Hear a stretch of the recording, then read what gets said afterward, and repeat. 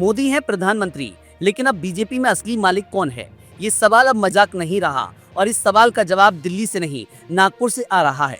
संघ ने अब तय कर लिया है कि बीजेपी में अध्यक्ष कौन बनेगा। ये अब शाह नहीं, बल्कि हम तय करेंगे और इसके पहले शिकार बने हैं स्मृति ईरानी और पुरंदेश्वरी। संघ की चुप्पी टूटी। दिल्ली से लेकर भोपाल और लखनऊ तक एक ही सवाल चल रहा है, अगला बीजेपी अध्यक्ष कौन होगा? रोज नए नाम उछाले जा रहे थे, स्मृति ईरानी, डी पुरंदेश्वरी, मनोज सिन्हा, शिवराज सिंह चौहान, लेकिन अब सबके नाम पर विराम लग चुका है। बाहरी नहीं बनेगा बीजेपी अध्यक्ष। इस रिपोर्ट के मुताबिक राष्ट्रीय स्वयंसेवक संघ ने साफ कह दिया है कि बाहरी व्यक्ति को अध्यक्ष मत बनाओ, यानी कोई भी ऐसा चेहरा जो बीजेपी की नर्सरी, एबीवीपी संघ या फिर अनुषंगिक संगठनों से न निकला हो, अध्यक्ष नहीं बनेगा। यह बात सीधे मोहन भागवत की तरफ से आई है, बिना प्रेस कॉन्फ्रेंस के, लेकिन पूरे दबदबे के साथ। ईरानी और पुरंदेश्वरी को झटका। अब जरा सोचिए, स्मृति ईरानी को क्यों टारगेट किया गया? क्या वो संघ की आंखों में खटक रही थी? का मानना है कि स्मृति ईरानी मूल रूप से बीजेपी की नहीं है। वो बीजेपी में संगठन के रास्ते नहीं आई, न एबीवीपी से, न विद्यार्थी परिषद से, न ही किसी आरएसएस शाखा से। सीधे टीवी से राजनीति में आई और मोदी जी की कृपा से मंत्री भी बनी। उसी तरह पुरंदेश्वरी कांग्रेस छोड़कर बीजेपी में आई। अब आप सोच सकते हैं कि संघों को ऐसे नेताओं पर भरोसा क्यों नहीं। अब जरा संघ का रवैया देखिए। वो खुले तौर पर यह कह रहा है कि अगर कोई व्यक्ति संगठन से जुड़ा नहीं है तो वो अध्यक्ष बनने लायक नहीं है। मोदी का किला हिल गया। अब यहाँ से कहानी और मजेदार होती है। अभी तक बीजेपी का असली कंट्रोल किसके पास था? शाह के पास। हर प्रदेश अध्यक्ष से लेकर राष्ट्रीय अध्यक्ष तक की नियुक्ति शाह और मोदी मिलकर तय करते थे, लेकिन इस बार मामला उल्टा पड़ गया।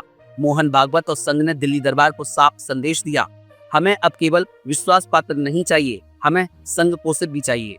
अब जो भी बीजेपी अध्यक्ष बनेगा वो शाह का चहेता नहीं, संघ का उत्पाद होगा।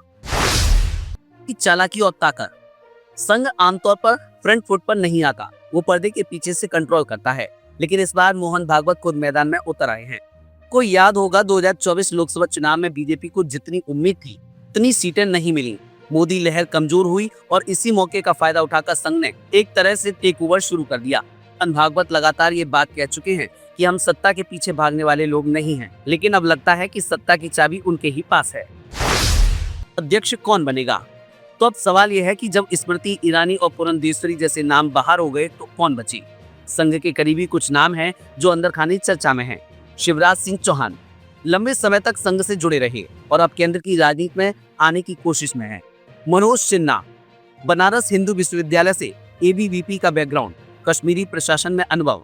धर्मेंद्र प्रधान, संघ के पुराने छात्र और संगठन में सक्रिय भूमिका। सुनील बंसल, यूपी में संगठन संभालने वाले संघनिष्ठ नेता। अब खेल ये है कि इनमें से किसी एक को मोहन भागवत की मुहर मिलनी है। आकी मजबूरी और चुप्पी। अमित शाह इस पूरे प्रकरण में चुप हैं। ना उन्होंने अब तक कोई बयान दिया, ना कोई मीटिंग बुलाई। क्यों? क्योंकि उन्हें पता है कि अब फैसला नागपुर से आएगा। जो अमित शाह पहले अकेले दम पर मुख्यमंत्री तय कर लेते थे, वही शाह अब अध्यक्ष पद पर भी संघ से राय लेने को मजबूर है। यह संघ की सबसे बड़ी जीत है। बीजेपी संघ की शाखा बन गई? यह सवाल अब खुलकर पूछा जा रहा है। क्या बीजेपी अब खुद कोई स्वतंत्र पार्टी नहीं रही? क्या वो पूरी तरह संघ की राजनीति शाखा बन चुकी है? जब संघ कहता है कि बाहरी को मत बनाओ और बीजेपी उसे मान लेती है, तो इसका मतलब क्या हुआ? अब चुनाव आयोग से पहले अगर नागपुर की मंजूरी जरूरी हो गई हो तो शाह का रोल सिर्फ नाम रखने का रह गया है। का असर 2029 तक जाएगा।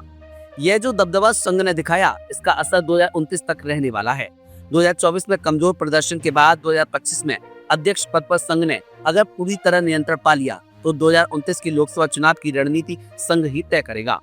मोदी का दौर धीरे धीरे सनसेट की ओर है और आरएसएस अब खुद नया सूरज बनना चाहता है। भागवत ने एक बार फिर साबित कर दिया कि सत्ता से दूर रहकर भी असली ताकत उन्हीं के पास है। मोदी शाह की जोड़ी जितनी भी मजबूत रही हो, लेकिन अगर संघ आंखें तरेर दे तो दिल्ली दरबार की लाइट खुद ब खुद मंद हो जाती है। अब बीजेपी अध्यक्ष कौन होगा ये सवाल नहीं, नागपुर का आदेश बन गया है। 2025 में एक बात साफ हो गई, बीजेपी अब बीजेपी नहीं रही, वो संघ की शाखा बन चुकी है। अब अगला अध्यक्ष कौन होगा ये तय नहीं करेगा कोई दिल्ली वाला शाह, ये तय करेगा नागपुर वाला भागवत।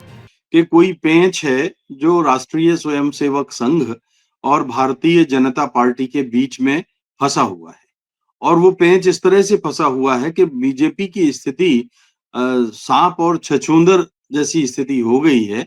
ना वो आरएसएस के प्रस्ताव को निगल सकती है और ना वो बाहर उगल सकती है।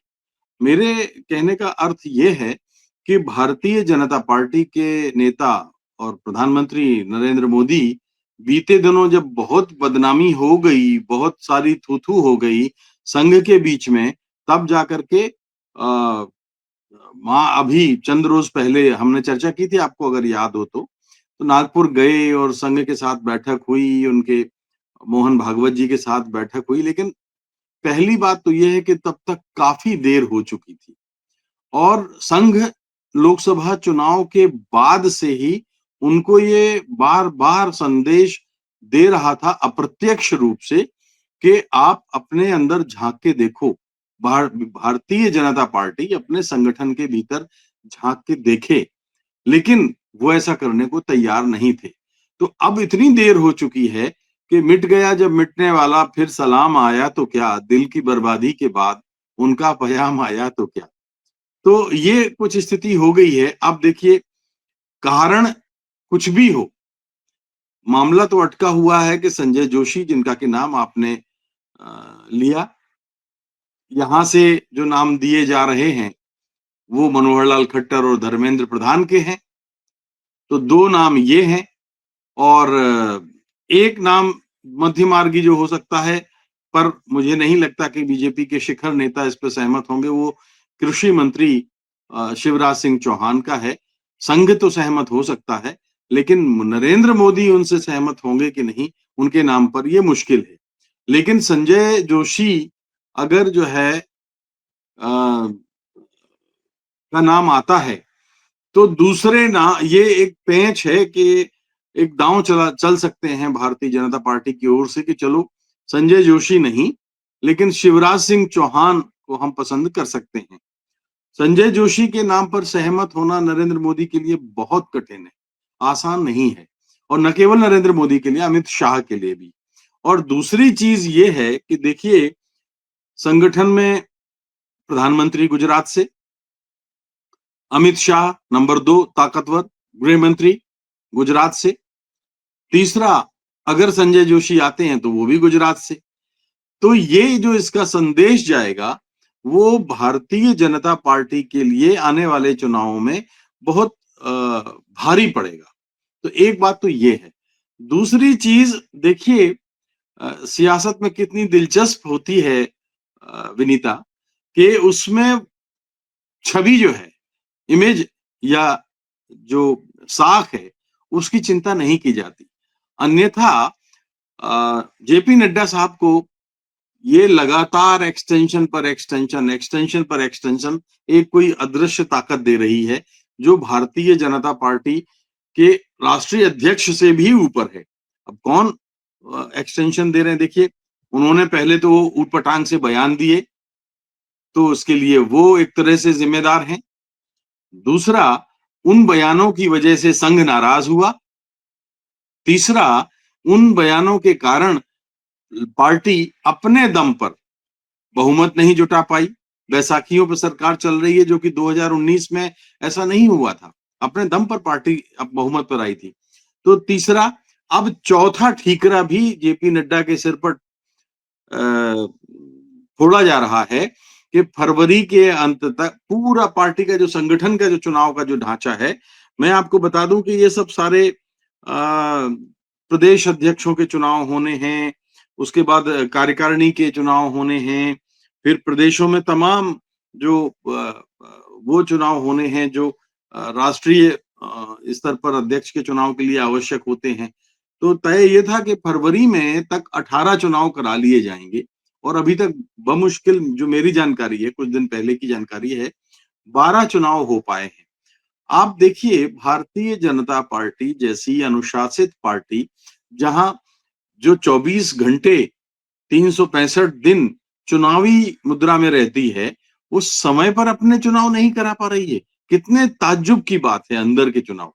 और नरेंद्र मोदी जैसे ताकतवर और अमित शाह जैसे पूर्व राष्ट्रीय अध्यक्ष का आभा मंडल होते हुए, तो अब ये ठीकरा फिर जेपी नड्डा के सिर पे आने वाला है कि पार्टी के चुनाव नहीं हुए, प्रदेश अध्यक्षों के चुनाव नहीं हुए, अन्य जो निर्वाचक मंडल के जो और बाकी सारी जो औपचारिकताएं होती हैं वो अभी नहीं हुई, तो देर क्यों हुई? तो फिर इसमें ये है कि भाई देखिए अब एक आपको उदाहरण बताऊं कि जिन राज्यों में चुनाव होने हैं वहां केंद्र पार्टी से पर्यवेक्षक भेजे जाएंगे। अरे तो पार्टी के पर्यवेक्षक तो राष्ट्रीय अध्यक्ष ही तय करता है, सारे चुनाव राष्ट्रीय अध्यक्ष कराता है। तो यानी यहां भी जेपी नड्डा फ्लॉप रहे हैं, असफल रहे हैं। अब इसके बाद भी उनको एक्सटेंशन पर एक्सटेंशन दिया जा रहा है, तो जाहिर है कि आरएसएस और भारतीय जनता पार्टी के बीच में कोई ना कोई बहुत गहरा पेंच है, और एक पेंच का जिक्र तो मैंने आपको कर दिया। और आप हमसे जुड़े रहने के लिए सब्सक्राइब करें YouTube पर, फॉलो करें ट्विटर पर और लाइक करें Facebook पर। और ज्यादा जानकारी के लिए आपको टाइप करना होगा सिर्फ न्यूज नशा।